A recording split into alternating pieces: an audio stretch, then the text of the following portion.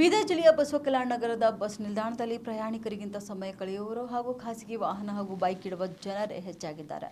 Bus ನಿಲ್ದಾಣದ ಆವರಣದಲ್ಲಿ ಖಾಸಗಿ ವಾಹನಗಳ ದರ್ಬಾರ್ ನಡೆಯುತ್ತಿದ್ದು, ಕಾರುಗಳು ಸಾಲುಗಟ್ಟಿ ನಿಲ್ಲುತ್ತಿವೆ ಹಾಗೂ ಬೆಳಗ್ಗೆಯಿಂದ ಸಂಜೆವರೆಗೆ ಬೈಕ್ಗಳು ಬಸ್ ನಿಲ್ದಾಣದ ಆವರಣದಲ್ಲಿಯೇ ನಿಲ್ಲುತ್ತಿರುವುದು ಕಂಡರೂ ಕೂಡ ಕಾಣದಂತೆ ಇಲ್ಲಿನ ಅಧಿಕಾರಿಗಳು ಹಾಗೂ ಸಿಬ್ಬಂದಿಗಳು ವರ್ತಿಸುತ್ತಿರುವುದು ಹಲವು ಅನುಮಾನಕ್ಕೆ ಎಡೆ ಮಾಡಿಕೊಡುತ್ತಿದೆ.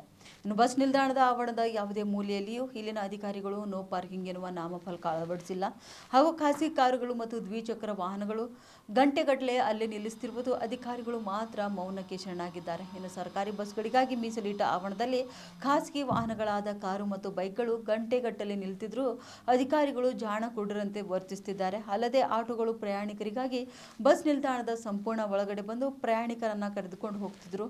ಇಲ್ಲಿನ ಅಧಿಕಾರಿಗಳು ಮಾತ್ರ ಕ್ಯಾರಿ ಅಂತಿಲ್ಲ. ಇನ್ನು ಮುಂದಿನ ದಿನಗಳಲ್ಲಾದರೂ ಬಸ್ ನಿಲ್ದಾಣದ ವ್ಯವಸ್ಥೆ ಸುಧಾರಣೆಯಾಗುತ್ತಾ ಕಾದು ನೋಡಬೇಕಾಗಿದೆ.